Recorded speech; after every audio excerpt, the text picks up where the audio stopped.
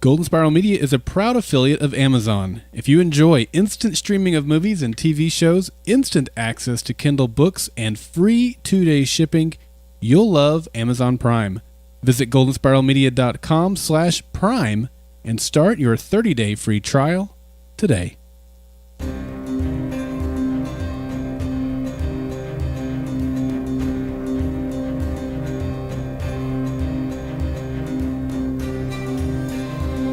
Welcome back to Triplecast. We're thrilled to be back with you today as we kick off a brand new series of episodes that pair two well-known Hollywood talents, Cary Grant and Alfred Hitchcock. They did 4 movies together. We're going to be talking about 3 of them. It all starts right now with Notorious.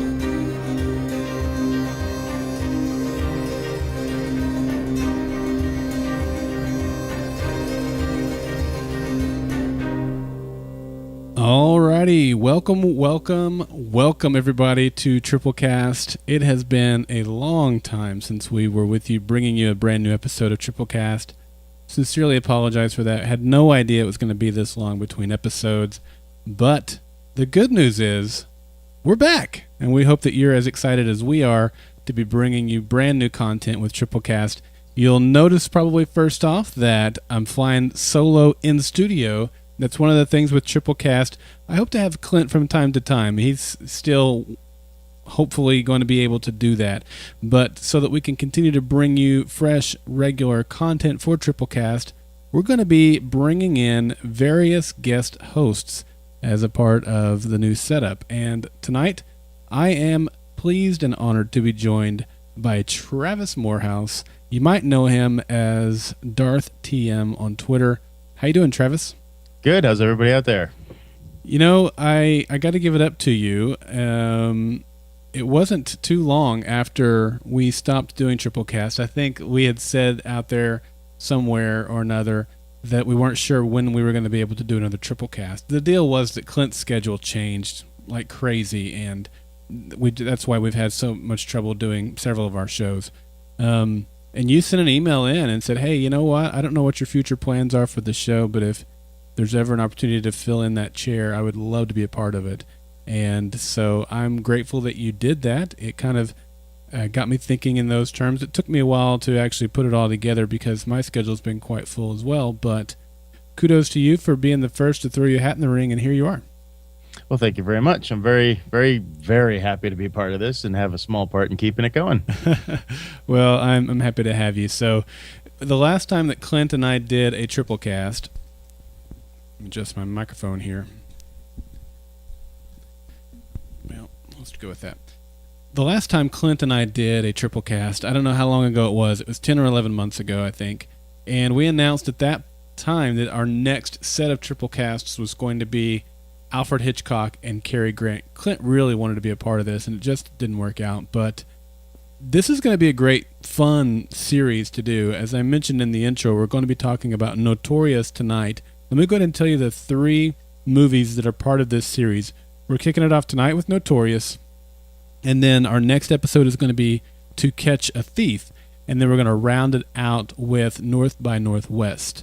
So they did 4 movies together, and this is Triplecast, so we had to only do 3 of them. But maybe we'll come back at some point and do that 4th movie as a part of a different series or something like that. I mean, there certainly will be another Hitchcock series that we'll do. We could do the Jimmy Stewart Hitchcock.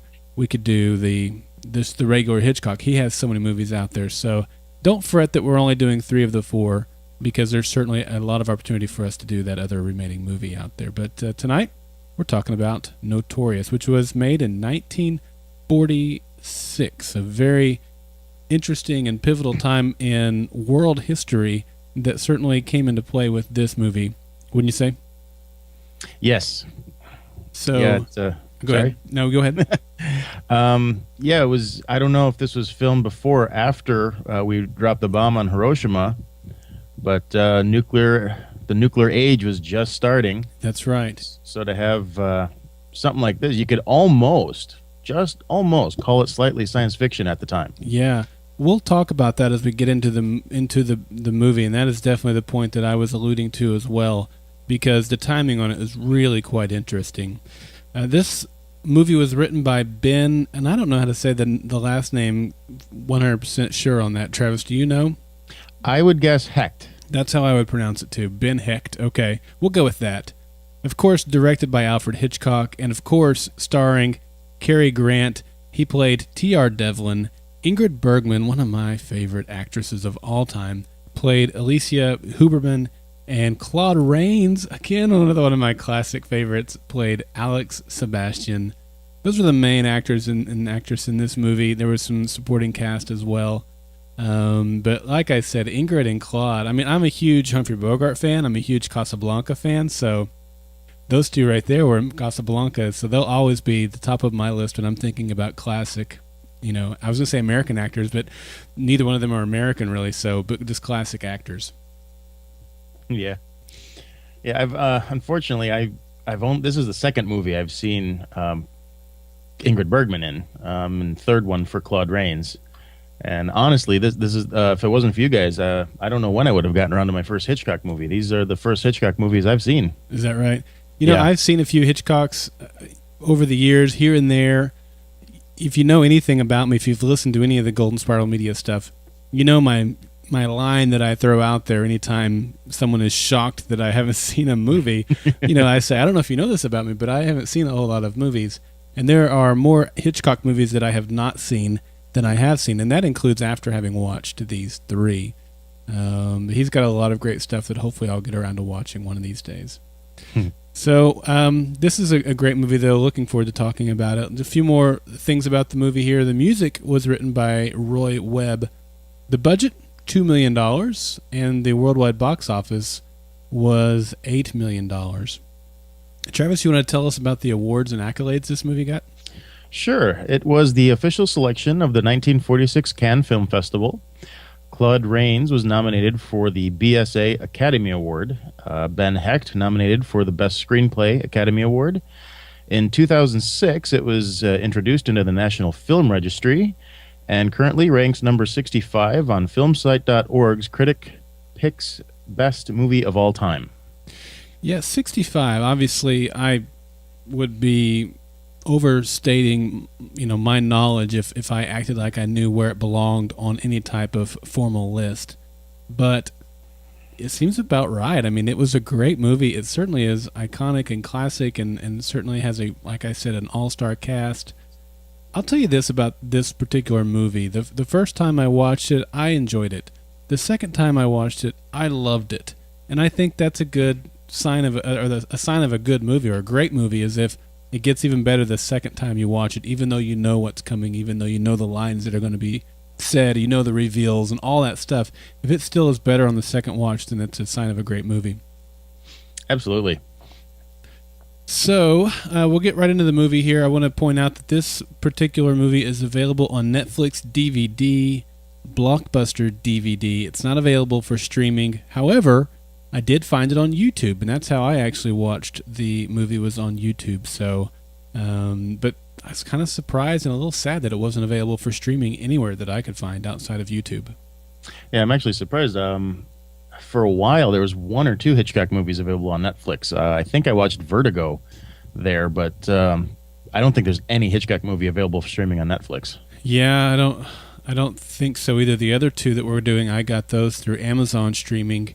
Hulu has the Criterion Collection, and this movie is part of their Criterion Collection, but I guess they don't have every movie that's part of their Criterion Collection because this is not available on Hulu, and as far as I could tell, not available on Hulu Plus either. So my only deduction there is that they don't have the entire Criterion Collection, at least not all at once. I'm not sure. I can confirm it's not on Hulu Plus because I have that. I looked for all three and it wasn't there. Okay. Well, as far as the plot, this comes from IMDb. It says, following the conviction of her German father for treason against the U.S., Alicia Huberman takes to drink.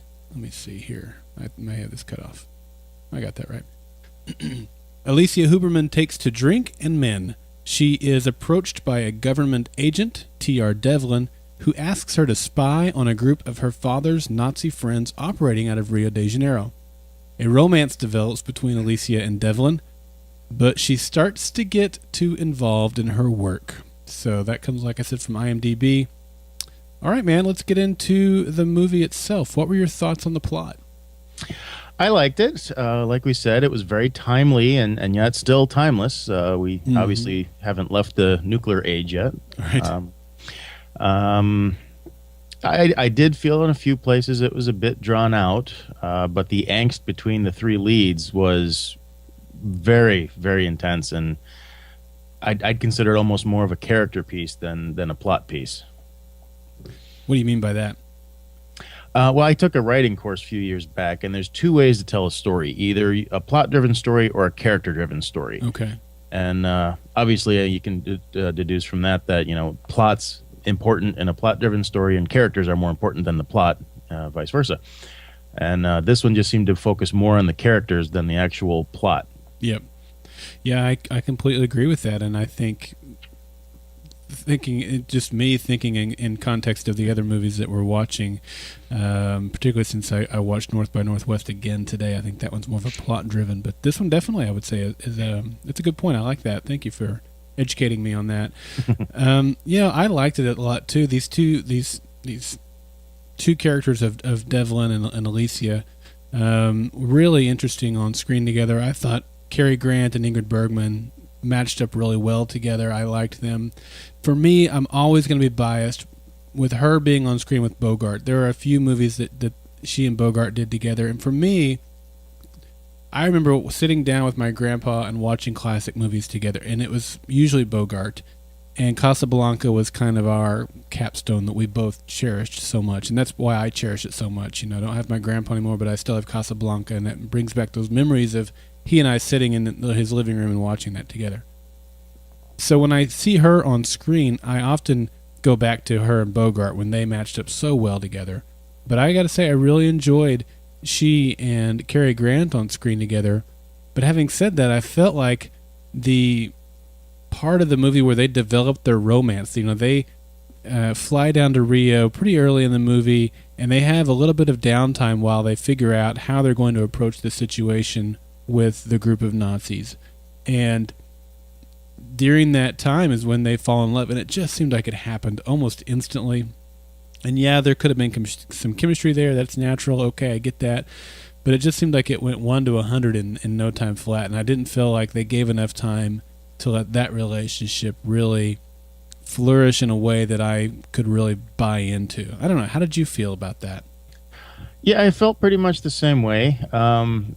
Of the three movies, this was probably the second fastest. I'd say the next one we're going to do is probably the first fastest. Yeah. Or no, I'm sorry, North by Northwest. Sorry. Oh, okay. That was, to me, I thought that one was a lot quicker than this one. But yeah, you're right. Just seemed fairly quick, and all of a sudden they're talking serious. And then from there it goes into the rest of the plot, which kind of leads to the angst. Right.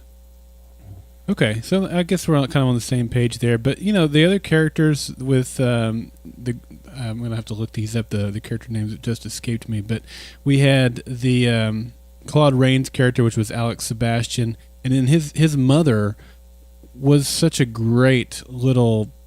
She had just a great little part in this movie. When the mother was on screen, it created some great drama. And I love the character development that we had between the mother and the Sebastian, and then the mother-in-law, I guess you could say, and Alicia. Some really good character interaction among all of those. I'll agree with you on that too.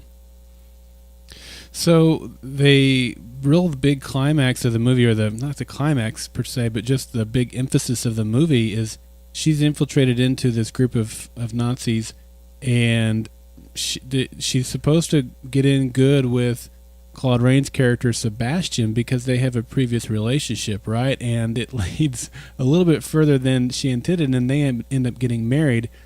She's trying to get access to the house because they know something is hidden in the house. What'd you think of this plot device?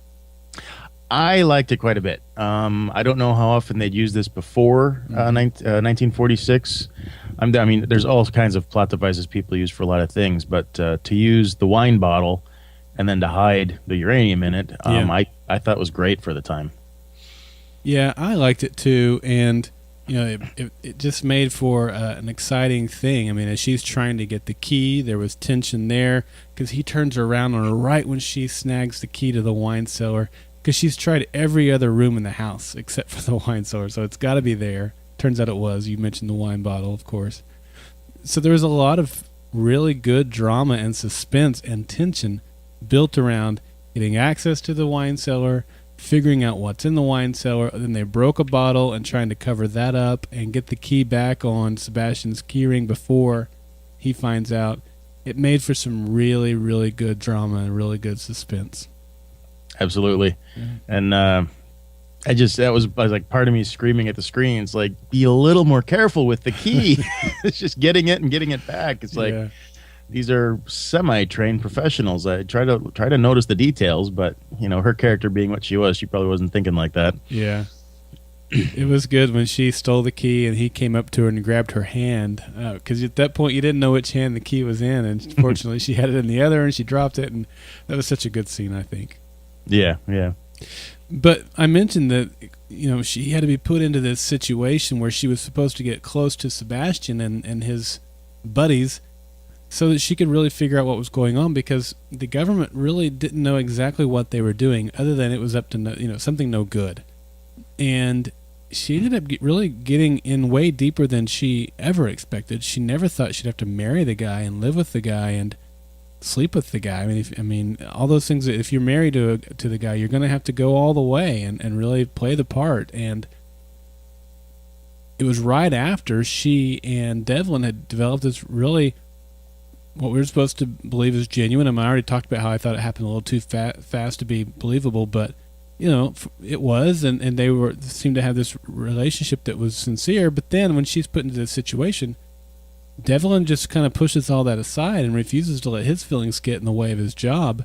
And Alicia thinks that maybe it was all just a ruse, that he really didn't have feelings for her. He was just trying to use her, and it really, I liked it. It created some, I'll use your word, some angst between those two characters. Oh, yeah. And I know we'd mentioned it before off screen, but having seen a few Cary Grant movies now, this was kind of an atypical character for Grant, because he's usually the happy-go-lucky, very charming character, and to be this stoic and just to have this rock-hard face, and you can actually see him battling his emotions on screen. Mm-hmm. And he did a very fantastic job with it. And like I said, just the I keep using it, the angst between them is palpable. Yeah. I felt bad for her. I mean, she had a checkered past. That's going to kind of be something we're going to see a little bit of a pattern with here in the leading ladies in two of these films. But she'd had a checkered past, and she really just wanted somebody to genuinely love her and to tell her.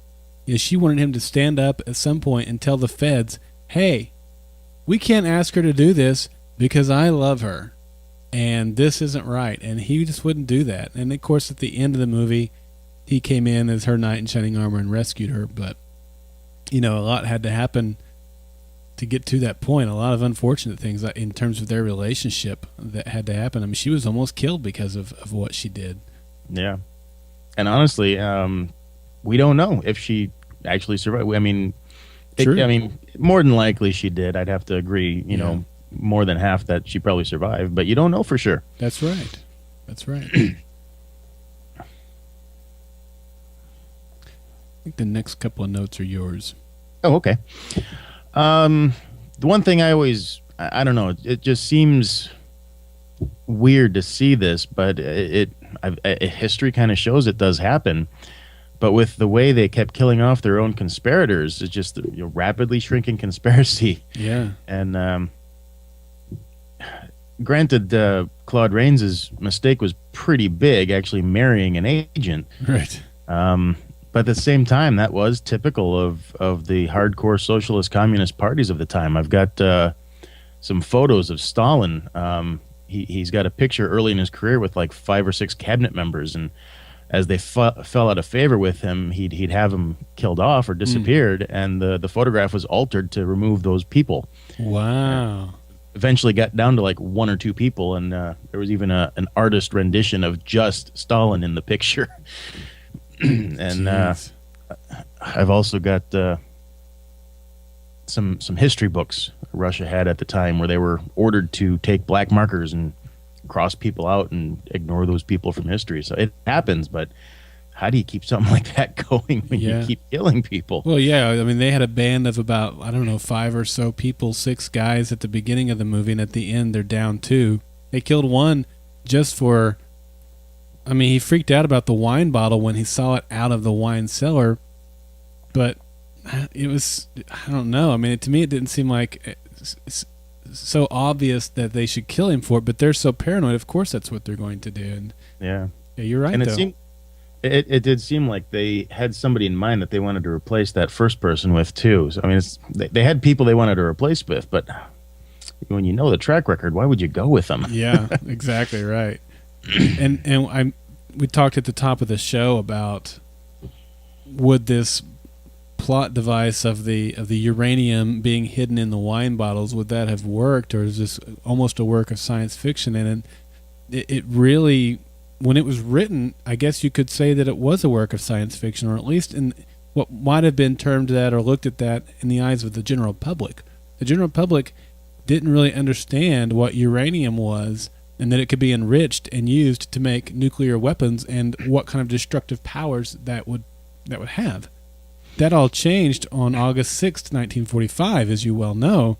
That's when they dropped, was it Little Man they dropped first, and then Fat Boy, or I can't remember the names of the bombs exactly, but I only remember Fat Boy, and I honestly, I couldn't tell you, and history buff I am, I couldn't tell you which was which. So the first one they dropped was a uranium-based bomb. The second one they dropped 3 days later was a plutonium-based bomb. But these two bombs, obviously, as I said at the top of the show, changed world history. Everybody in the world now knew what a nuclear weapon was and the basic ingredients for creating one. Obviously, they don't know how to make one themselves, but they know it's involved with either uranium or plutonium. So here we have this story centering around Nazis trying to get their hands on some uranium for, nefarious reasons. It made a whole lot of sense. But when it was going through the writing process, I read some stuff where there was some discussion on if this could ever make it into the public, because it wouldn't connect with the audience. They wouldn't know the significance of uranium. Well, they started production about 3 months or 2 months, I think it was 3 months after the bombs dropped. So that changed the public perception and knowledge of uranium. So that was really an interesting historical factoid to me. Yeah, that's really neat. So what were your thoughts on the kind of the directing, the acting, and the style of the movie? Well, like I mentioned before, Cary Grant was fantastic, even though he was kind of wooden, but that was him trying to hide his emotions, and being the good actor he was, you could see him trying to hide the emotions. And I might be poo-pooing a little bit here, but a lot of those old-time movies I feel could be wooden quite a bit with the acting, but they did a fantastic job. I appreciate Claude Rains. Ingrid Bergman was fantastic. Just really good acting. And the directing, I'd say, had that static feel, or most everything was centered in the screen. Mm-hmm. There was a few nice exceptions with when she's lying on her back looking at Cary Grant, and the way that the camera moves for her perspective, and when she's during the poison scene, when she's fading in and out of consciousness. Those are good. And you had mentioned something about a top-down scene that was pretty good. Yeah, there was a couple of those. After Sebastian is busted, he knows he's in trouble. He kind of comes up the stairs. They've got this nice, big, sweeping staircase, and it goes, in the entryway like you would see in a big, fancy house. And this is another one of those sweeping camera shots too. The camera is kind of following him up the stairs, and it's a great camera shot. And he's casting some dark light there, and the camera's above him a little bit. And when you have a camera above someone like that, it kind of gives you that. I don't. The right word isn't coming to me here, but it's like you're in trouble, right? You're inferior. You're busted, And like he goes right from there to his mom's room, and wakes her up, and then you have a really nice top-down shot, as if she were looking down on a little boy and he was getting scolded. And that wasn't necessarily what was happening there, but that's probably how he felt on the inside. And I felt like the camera angle did a fantastic job of portraying, here's a little boy getting scolded by his mom. I hadn't noticed that. That is a fantastic comparison. I'm gonna have to go back just to watch that little bit there. That you're absolutely right, though. Yeah, and that was a scene too where I felt like the mother character really came into her own in the movie. But before that, she was just a side character. You knew that she knew what was going on, but at that point, she takes control and says, "All right, I'll fix this." And she's the one that comes up with the idea on how to subtly kill Alicia. And it was a great plan. Almost worked. Almost worked. Yeah. But I almost felt sorry for Sebastian. I mean, here's a guy who is still living under control of his mom, and we'll see that. I mean, gosh, that's makes its way into several Hitchcock movies. Probably none more famous than Psycho, right? But we have this guy who's kind of living under the thumb of his mom and has these sincere feelings for Alicia. She doesn't love him. She doesn't even like him. And he thinks that she does. And at the end, he's going to get killed by his Nazi friends for falling in love with a woman that he's loved for many years and thought that she finally had feelings for him too. But at the end of the day, he's still trying to create nuclear weapons for the Nazis. So you can't feel too bad for him, but you almost do, right? I just couldn't. Not at all. It's just me. No, I'm sure other people felt that way. It's just I couldn't muster up any feelings for him. Well, maybe it's me and my affection for Claude Rains. I don't know. He plays a really good, lovable bad guy in my mind. Yeah, I liked him better in I like the character better in Casablanca. Yeah, but I think you're supposed to like him in that anyway. That's right. He wasn't an out and out bad guy in Casablanca. He was just kind of a, under the table kind of dirty guy a little bit. Yeah. If folks haven't seen Casablanca, you have to. I mean, you can't not see Casablanca. But there's a famous line at the end of the movie where he says, I think Bogey says to. Oh gosh, the character's name just escaped me. He says to Claude Rains' character, "This is the beginning of a beautiful friendship," and that was Claude Rains' character. He says that too. So it's a really famous partnership. Good part of the movie. So you have to go check him out in that movie. So you didn't feel any sorrow for Sebastian. All right, well that's interesting. The only thing I could really feel for him is pity that he just didn't have that backbone he thought he did. Yeah. All right. Well, that's cool. You're entitled to your opinion. Yeah. Yeah. I have no soft spot in my heart for any Nazi, though. I'm sorry. You know what? And I could totally get with you there. We're not going to disagree on that. Yeah.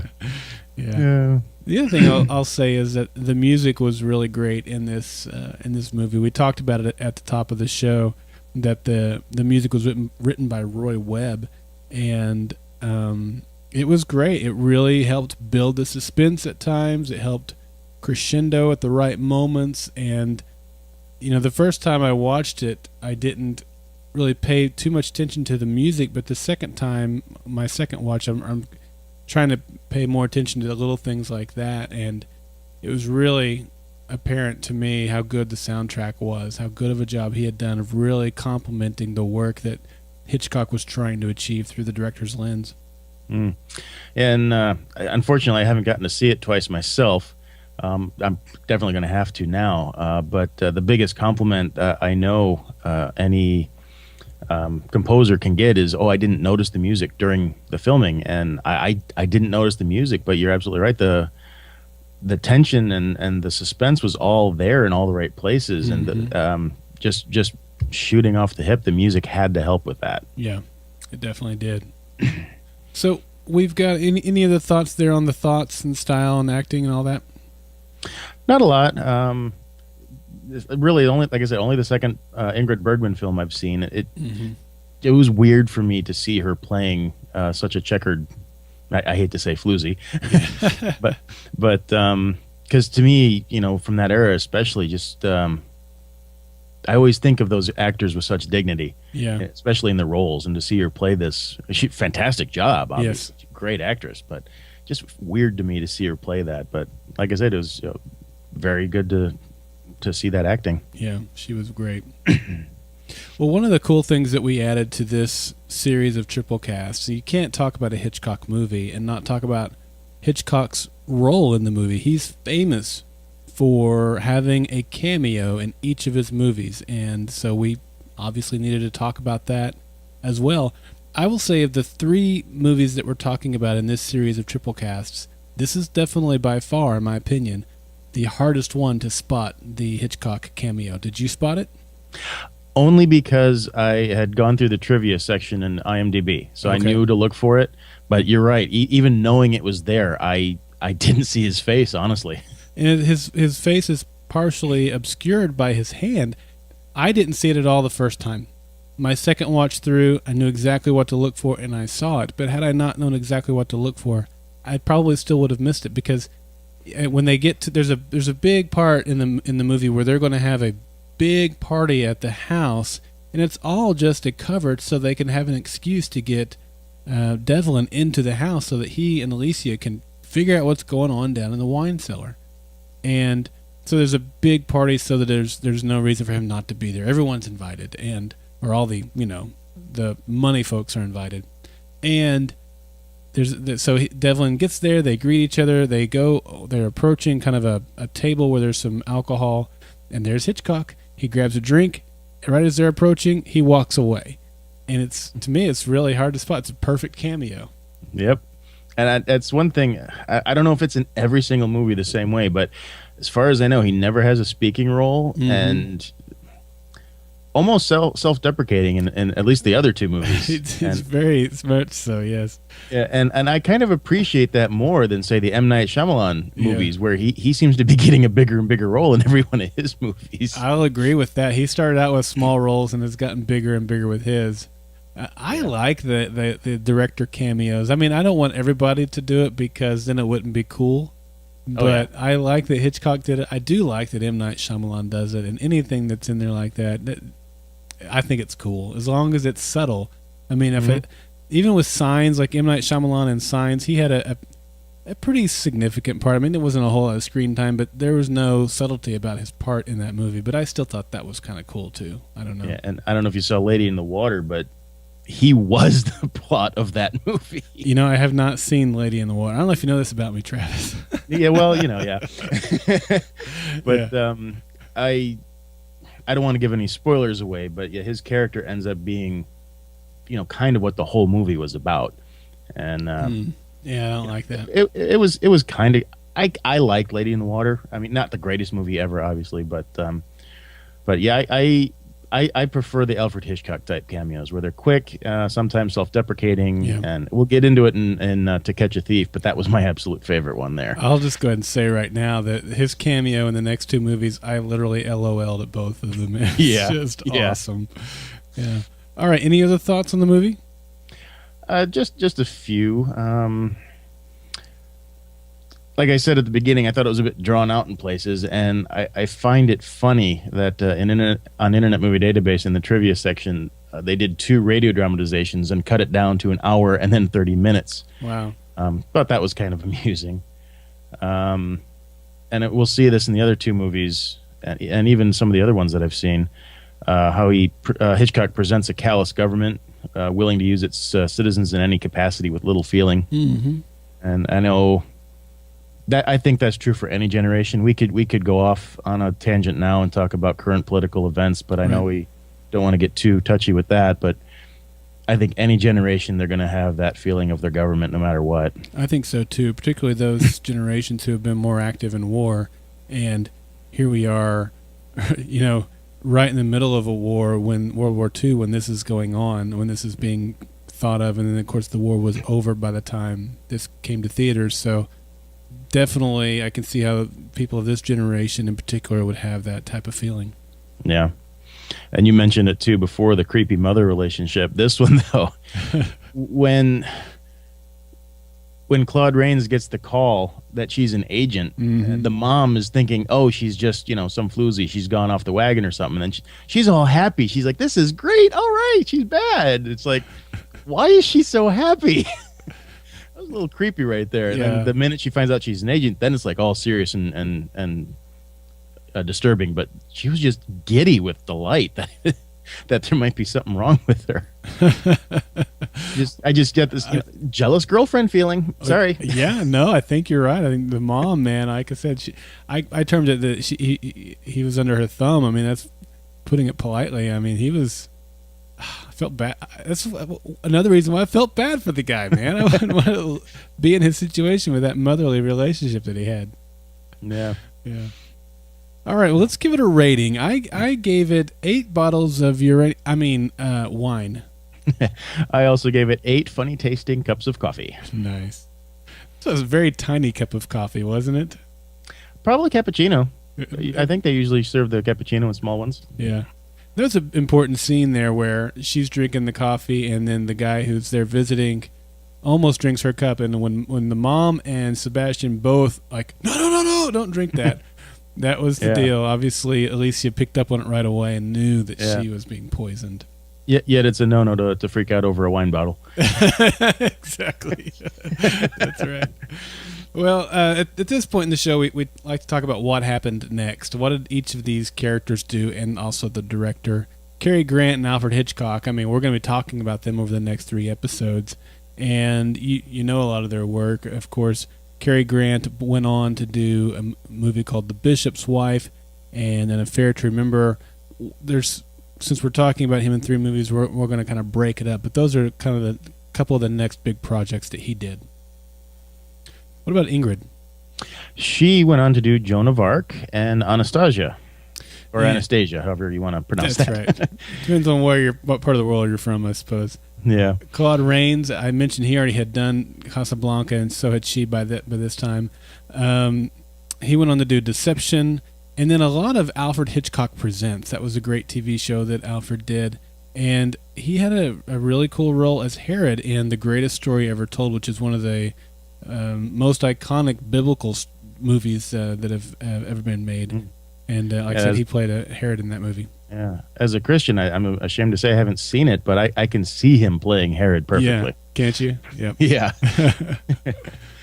And then Alfred Hitchcock, like we said, we're not going to cover everything because we're doing a few more, but he also went on to do Strangers on a Train, Dial M for Murder, and the next movie we're going to do, To Catch a Thief. That's right. Well, there's 2 other movies right there. We're going to do To Catch a Thief, so I'm not including that one, but Dial M for Murder, Strangers on a Train. There's 2 ones that are worthy of Triplecast, right? Oh, yeah. All right, same vein is the next thing we do, where we try to talk about, hey, if you like this movie, here's some other things you could check out. And I'll just say, anything Hitchcock, right? Yeah.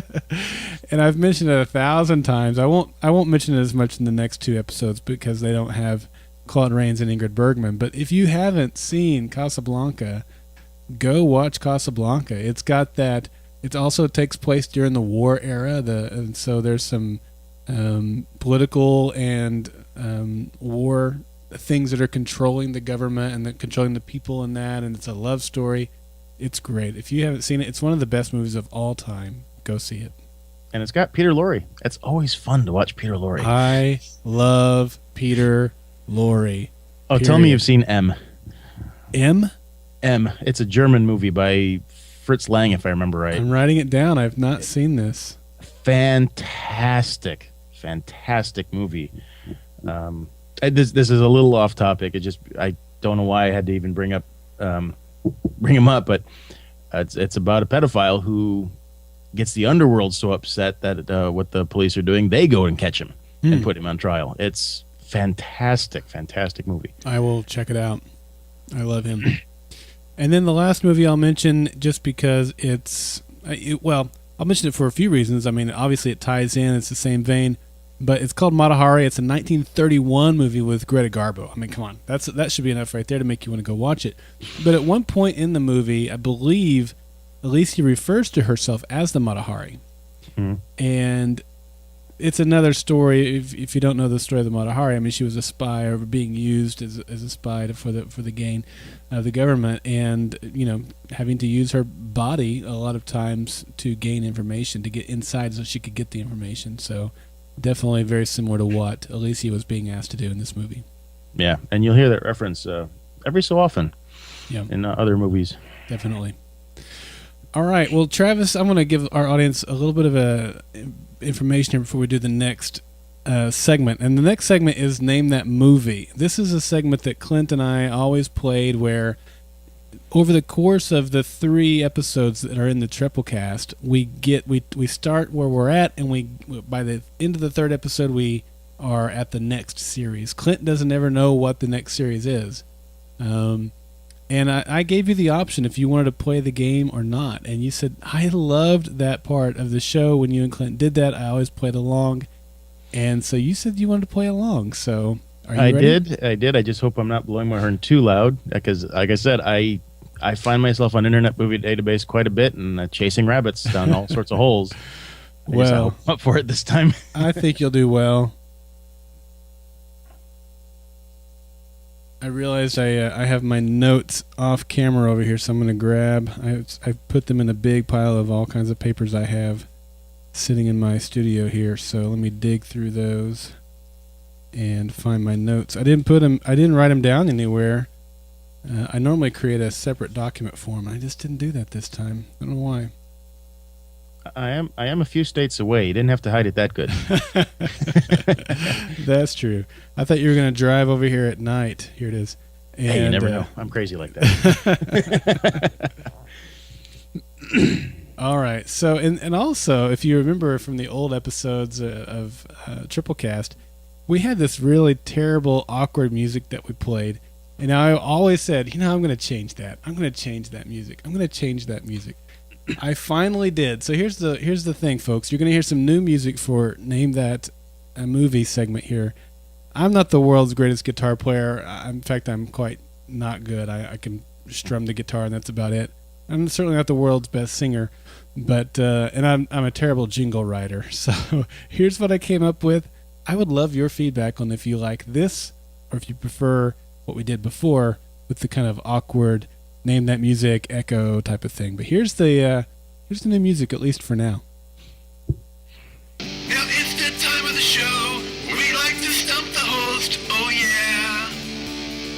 We play a little game, and no two are ever the same, and that's how we like it. It's fun and exciting. You might even say that it's groovy. It's Name That Movie.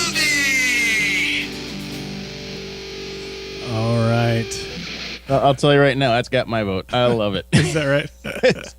It's the perfect kind of cheesy. It is. Cheesy is exactly how everybody has described it so far. I've ran it through a few people, including Clint. Clint preferred the other music, and that's cool. I mean, I don't know yet if we're going to stick with this one or not. Like I said, I'd love to hear other feedback. We'll see how it goes. All right, so let's get into Name That Movie here. We are obviously starting with Alfred Hitchcock, and I mentioned that he did 4 films with Cary Grant. We're talking about 3 of those. He also did 4 films with Jimmy Stewart. And you might remember the first part of Triplecast of the Name That Movie, that in the first episode, it's always kind of you got to name 3 things instead of just one thing. So I'm asking you to name 3 of the 4 films that Jimmy Stewart did with Alfred Hitchcock. Well, I know 2 right off the top of my head. Rear Window and The Man Who Knew Too Much. Yes. You got 2 right out of the gate. And I know I was looking at Alfred Hitchcock movies. I cannot think of the other 2. No, I'm drawing a complete blank on that. I'm sorry. Well, that's interesting. I thought you had a dizzying intellect. I did not say that. That was a clue. Oh, duh, Vertical. I mentioned it in the podcast. Yeah, there you go. Wow. That's great. And the 4th one is Rope. Okay. Rope. Yeah. So what we'll do in the next episode of Triplecast, we'll take one of those 4 movies, and they will take us a step closer to where we're going to be for the next series of Triplecast. I'm not going to tell you yet what that series is. So good job, man. That wasn't you did a good job on that. I was nervous. I was chasing all sorts of rabbits on that one. Well, the next 2 might not be so easy. Making me sweat, man. All right, well, let me give our contact information before we wrap up today. You can give us a call at the Golden Spiral Media voice feedback line. We would love for you to call in. And for Triplecast, what we'd love to hear from you is your ideas for series of Triplecasts. Anything that you think we overlooked or missed on the coverage of this episode, or any, if you've got a favorite memory of this episode or anything like that, we'd love to hear your thoughts on it. And we have probably in the queue right now enough Triplecasts for an entire year. I bet if we did one episode a week, it would probably take us a year to get through them all. We have a lot of ideas, but we always look for more ideas and better ideas. So send those in to us. Call us at 304-837-2278. You can also email us at feedback@goldenspiralmedia.com. We invite you to join the conversation over on Twitter at GSM Podcast. That's our Twitter handle. Follow us over there. And connect with us on Facebook at facebook.com/Golden Spiral Media. All right. Travis, you did good. Thank you. Thanks for joining me for this episode. I can't wait to do the other two episodes with you.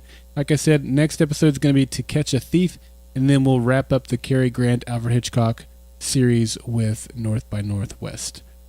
Can't wait to see you guys then. Until then, I will say, beware of mothers-in-law serving coffee. I'll say, may the flicks be with you. Have a good night, everyone. Triplecast is a production of Golden Spiral Media. Intro and outro music is provided by Kevin MacLeod, Incompetech.com. For more information about this or other Golden Spiral Media podcasts, visit goldenspiralmedia.com. For advertising and support opportunities, visit goldenspiralmedia.com/support. Copyright 2013, Golden Spiral Media.